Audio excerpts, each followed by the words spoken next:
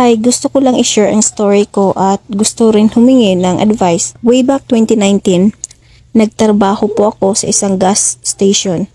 Isa pa akong pump attendant doon ng ilang buwan hanggang sa naging checker at cashier na po ako. Nung nagsimula akong magtrabaho, wala akong problema. Kumbaga, trabaho, bahay, bahay, trabaho lang ako. One day, may nag-apply po sa company namin as pump attendant. Lalaki po siya, din na-hard po siya agad dahil may kapatid din naman siya nagtatrabaho doon. Ako yung gumawa ng attendance araw-araw kaya tinanong ko pangalan niya. Nung nagsimula na siya magtrabaho, naging malapit na magkaibigan kami. Lumipas ang ilang buwan, nanligaw siya sa akin. Hindi ako pumayag dahil mas bata siya sa akin ng 5 taon at kaibigan lang talaga turing ko sa kanya. Nagalit po ako sa kanya dahil sunod sa akin kahit nasa trabaho kami. Kinabukasan, nag-absent po siya at umuwi siya sa kanilang lugar. Sa panahong iyon, bored po ako at wala akong makausap, parang hinahanap ko siya. Kasi sa tuwing out na kami sa work, lagi kami nag-uusap kaya naging malapit na talaga kami sa isa't isa. Kinabukasan, bumalik siya sa trabaho pero hindi kami nagpapansinan. Hindi niya siguro kinaya kaya lumapit siya at kinausap ako. Madalas kasi kami walang customer kasi pandemic pa that time. Sa totoo lang, mabait naman siya. May concern siya sa akin at lagi niya ako binibigyan ng pagkain. Kasi nga ayaw niya ako magutom, minsan nagluluto po siya. Naging malapit na rin ang loob ko sa kanya kaya naisip ko sa sarili ko na darating na birthday niya sasagutin ko na siya. Bihira lang ako magkakagusto sa isang lalaki, hindi ako maganda but to be honest, mapili ako sa lalaki. Yung kaya niya kumali nang walang kapalit, yung hindi manluloko at seryoso sa buhay. Fast forward, dumating na yung birthday niya, yung pinakaasam-asam ko. Ang matagal ko na pong hinihintay, hindi niya alam na nag-order ako ng pagkain at cake. Nakalagay sa cake yung sinasagot na kita, I love you mahal. Siya yung pinagbukas ko ng cake kasi gusto ko makita reaction niya. At na makita niya iyon, nakita ko sa mga mata niya na sobrang saya at nagpapasalamat siya sa akin. Naging okay kami as in naging kami na. Masaya ako na kasama ko siya. Hindi siya nagbago, sobrang bait niya sa akin. Napaka-caring niya kaya mas lalo akong na-inlove sa kanya. Hanggang sa dinala niya ako sa bahay nila at pinakilala ko sa parents niya.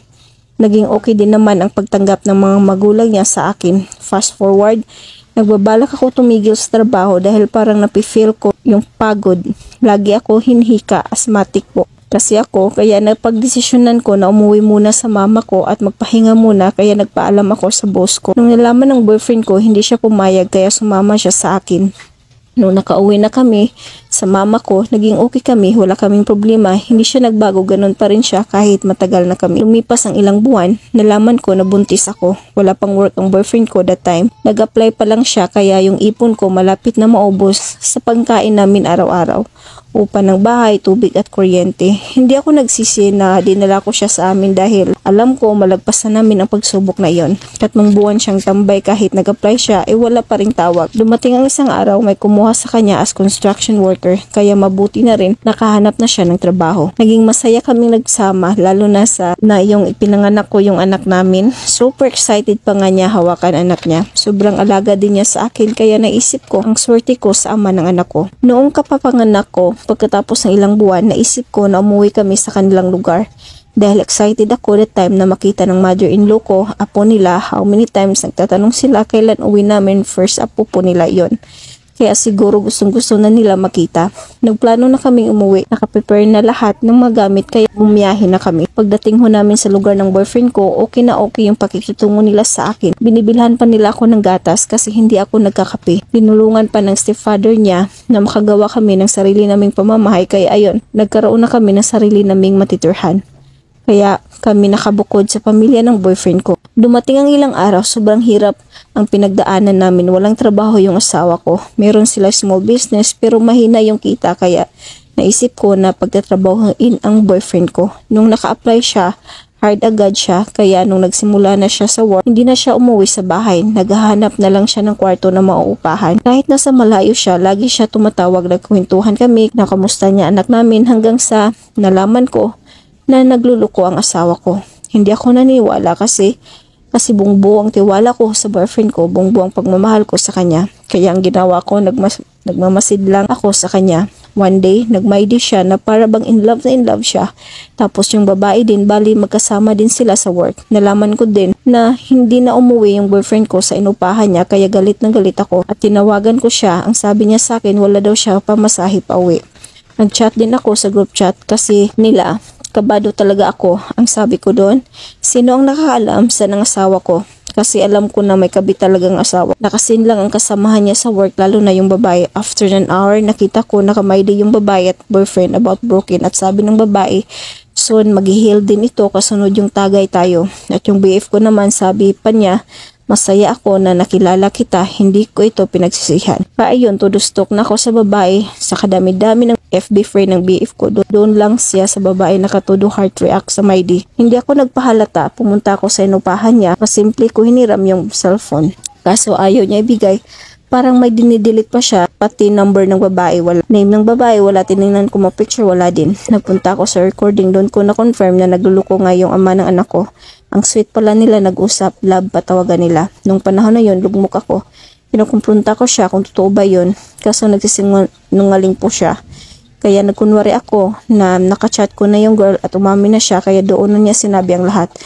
Na nagluko siya, na GF nga niya yon. Nag-iyak ako para kung baliw na nakaupo sa sulok habang kinakausap ko siya. Ang sabi niya sa akin, uuwi na daw kami, titigil na daw siya sa pagtatrabaho, kaso hindi po ako nakinig sa kanya. Dahil sa galit ko, pinuntahan ko yung babae sa trabaho kasi pang night duty siya doon. Ilang oras ako nagantay. Late pa siya dumating kasi sinabihan siya ng kasama niya na nandun ako. Nagsisigawan ho ako doon. Dahil sa galit ko, wala akong pakis sa mga taong nasa paligid.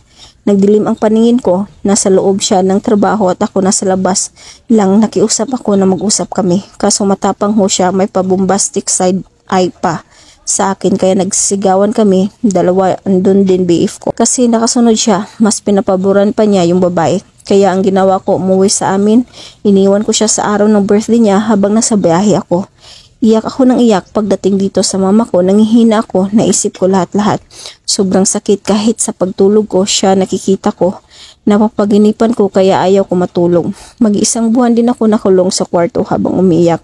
Naawan ako sa anak ko, 1-year-old pa lang. Nilalapitan niya ako, kumukuha ng kahit anong damit, may punas lang sa luha ko. Awang-awa ko sa anak ko kasi naghahanap din ng ama siya.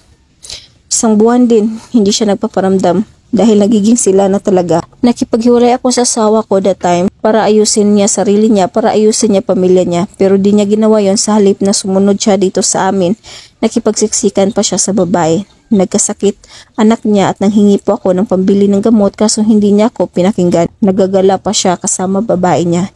Hindi ko na kinayang yung sakit, yung mga nakikita ko na magkasama sila. Kaya ang ginawa ko, umuwi ako, bumalik ako sa lugar ng BF ko. Okay yung pakikitungo ng parents niya, tinawagan pa yung anak nila para upauwiin. Nagkausap kami ng BF ko, tinanong niya anong balak ko, sinagot ko siya para mabuo ulit kami.